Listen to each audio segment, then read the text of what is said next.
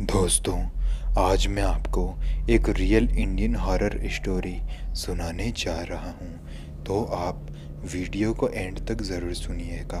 अगर आपको वीडियो पसंद आए तो वीडियो को लाइक करें, कमेंट करके बताएं कि अगली वीडियो में किस टॉपिक पर लेकर आऊँ। अगर आपके साथ भी कोई सच्ची घटना घटी हो तो वो आप मुझे मेरे इंस्टाग्राम पर भेज दीजिएगा, मैं उसके ऊपर वीडियो ज़रूर बनाऊँगा।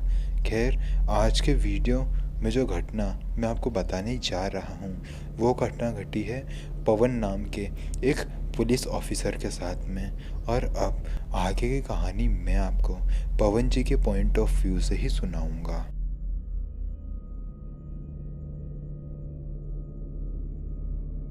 मेरा नाम पवन है। आज जो घटना मैं आपको बताने जा रहा हूँ वो मेरे साथ साल 2015 में घटी थी। मैं एमपी का रहने वाला हूँ। एमपी के इंदौर शहर में मेरे साथ ये घटना घटी थी। वैसे तो मेरा असली घर मुंबई में था, लेकिन मेरा ट्रांसफ़र इंदौर कर दिया गया था। मेरे साथ ये घटना 3 और लोगों के साथ में भी घटी थी, जिसमें से 2 तो मेरे साथ वाले थे और एक हमारे सबसे बड़े ऑफिसर थे। उनका नाम मैं आपको नहीं बता सकता। और हम चारों के साथ में ही ये घटना घटी थी। तो दरअसल हुआ ये कि हमें इंदौर के एक स्पेसिफिक इलाके से बहुत ज़्यादा चोरियों की और लूटपाट की खबरें आ रही थी। हमारे डिपार्टमेंट को ये काम दिया गया था कि हम लोग उन चोरों को और उन लुटेरों को पकड़ें। हमारे ऑफिसर ने एक टीम बनाई थी जिसमें हम 3 भी मौजूद थे। फिर एक रात को हमारे डिपार्टमेंट में बड़े साहब को एक मैसेज मिला। उस मैसेज में हमारे बड़े साहब को ये कहा गया कि इस जगह पर आज लूटपाट होने वाली है और हमें वहाँ जाके उन्हें पकड़ना है। वैसे तो हम लोग रात में बहुत बार इधर उधर घूमते थे, लेकिन हमें कोई नहीं दिखता था। लेकिन अब इन्फॉर्मेशन मिली थी तो उन चोरों को जाकर पकड़ना तो बनता था। इसलिए हमारे बड़े ऑफिसर ने मुझे और मेरे अलावा 2 और लोगों का अपॉइंट किया और हम लोग पुलिस की गाड़ी में बैठकर उस जगह पर गए जहाँ पर हमें जाना था। हम लोग जब वहाँ गए तो हमने देखा कि एक सुनसान रास्ता है। उस सुनसान रास्ते के दोनों तरफ खेत ही खेत मौजूद थे और कुछ मौजूद नहीं था। वहाँ बस कुछ स्ट्रीट लाइट्स लगी हुई थी।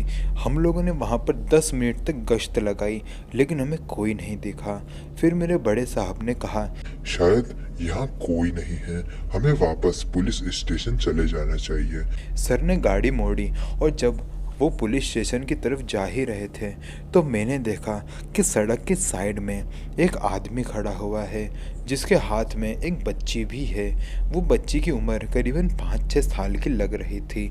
जैसे ही हमारे बड़े साहब ने उस आदमी को देखा तो उन्होंने गाड़ी रोकी और हमसे कुछ डिस्कशन करने लगी। वो डिस्कशन ये था कि कहीं ये आदमी कोई लुटेरा या फिर कोई चोर तो नहीं।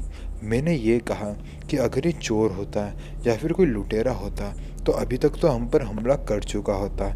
मुझे लगता है कि इस आदमी को हमारी मदद चाहिए। सर ने कहा, तुम्हारी बात में पॉइंट है। सर उस आदमी के पास हमारी कार को लेकर गए। हम लोग जब कार से नीचे उतरे तो वो आदमी खेतों के अंदर भाग गया। जैसे ही वो खेतों के अंदर भागा तो मेरे बड़े ऑफिसर ये समझ चुके थे कि कुछ गड़बड़ है। बड़े ऑफिसर और उनके साथ में एक और आदमी जो कि हमारे साथ में ही आया था, सर के साथ में खेतों के अंदर भाग गया और मैं और मेरा एक और साथी अभी भी कार के पिछले तरफ ही बैठे हुए थे। हम लोग पहले बाहर निकल गए थे, लेकिन जैसे ही वो आदमी अंदर भागा तो हम लोग कार के अंदर आकर बैठ गए थे। हम लोग उनके बाहर आने का इंतज़ार कर रहे थे, लेकिन बहुत देर हो गई, वो बाहर ही नहीं आ रहे थे। वैसे तो उनके टॉर्च की लाइट हमें आसमान में नज़र आ रही थी, जो कि ये बता रही थी कि वो सही सलामत है। फिर जब मैंने कार के पीछे देखा तो मैंने देखा कि वही आदमी जो पहले हमारे सर को दिखाई दिया था और हमें दिखाई दिया था, वो हमारे कार के थोड़ा पीछे की तरफ खड़ा है। और जैसे ही मैंने उसको देखा तो मैंने मेरे साथी को भी बताया कि देखो वो आदमी तो वहाँ खड़ा है। फिर हमने आवाज़ दे के हमारे सर और हमारे एक और साथी को बुलाया। वो आए। उन्होंने जैसे ही देखा कि वो आदमी वहाँ खड़ा है, वो समझ चुके थे कि ये कोई गड़बड़े आदमी है।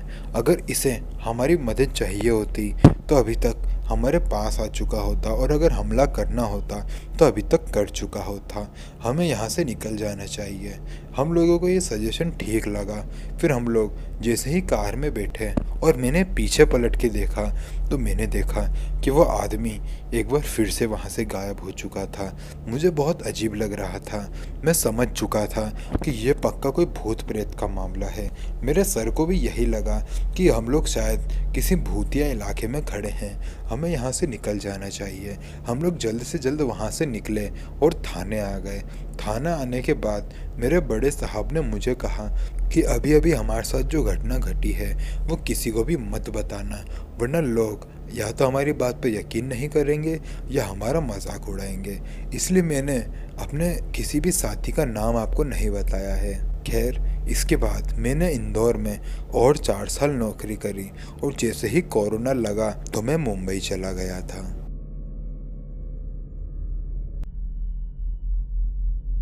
तो दोस्तों, वीडियो पसंद आई तो वीडियो को लाइक करें, अपने फ्रेंड्स और फैमिली के साथ इस वीडियो को शेयर ज़रूर करें और इस चैनल को सब्सक्राइब करना तो बिल्कुल ना भूलें।